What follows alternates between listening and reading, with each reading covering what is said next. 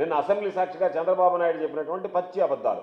6,15,000 ఇళ్ల నిర్మాణం జరుగుతుంది, వచ్చే ఏడాది జూన్ నాటికి దాన్ని పూర్తి చేస్తాం. ఇది ఒక అబద్ధం మాట్లాడాడు.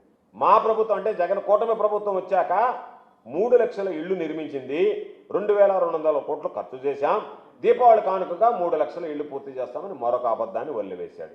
దానితో పాటు బీసీ ఎస్సీలకి 50,000 వరకు, ఎస్టీలకి 75,000 వరకు, ఆదివాసీలకు ₹1,00,000 వరకు అదనంగా పెంచి ఇస్తున్నామని చెప్పి మాట్లాడాడు.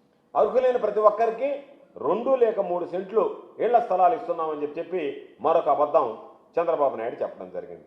2029 నాటికి, ఇది ఎప్పుడు చెప్పే మాటే, 2029 నాటికి ఎవరు ఇళ్లు లేనటువంటి వాళ్ళు ఉండకుండా ప్రతి ఒక్కరికి ఇళ్లు నిర్మించేదానికి చర్యలు తీసుకుంటామని చెప్పారు.